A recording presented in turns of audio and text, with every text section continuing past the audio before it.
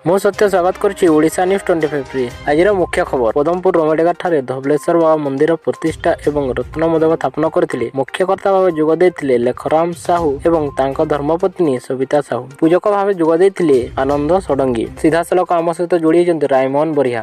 ମୋ ନାଁ ରୁକ୍ମଣ କୁମାର ସାହୁ, ରମେଡେଗା ଗ୍ରାମର। ମୁଇଁ ଧବଳେଶ୍ୱର ବାବା ମନ୍ଦିର ପ୍ରତିଷ୍ଠା କମିଟିର ସଭାପତି ଅଛି। ସବୁ କାମକେ ଭଲସେ ଦେଖରେଖ କରିକିରି ଏକ ସମାପନ ଉତ୍ସବକେ ମହାସମାରୋହରେ ପାଳିତ କରିକିରି ଆମେ ପୂର୍ଣ୍ଣାହାତି ଯାଇଛୁ।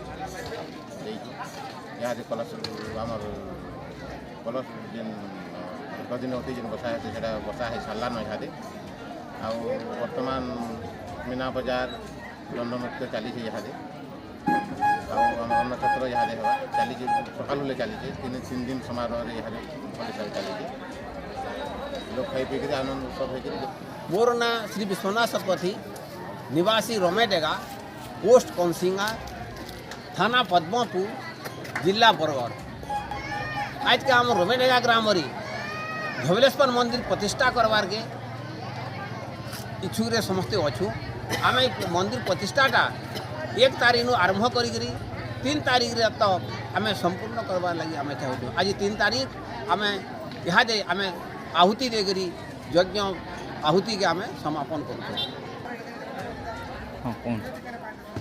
आज आम उत्सव रे नाटक हिसाब रे तो एंता जलंधर अभिनय, लेहती दूली, आउ मीना बजार, अन्नछत्र, जेते भी भद्र व्यक्ति किंवा उपासी किंबा आरु दर्शक भी जो अच्छा समस्ते आसिक आराम से आम ये खाई खुआरी जाऊन। समस्ते आम शांति अच्छू। शांति आम मंदिरटा आम प्रतिष्ठा करी आमर सब ठीक हिसाब से रखी। Padampur Raimohan Bariha report, Odisha news 25।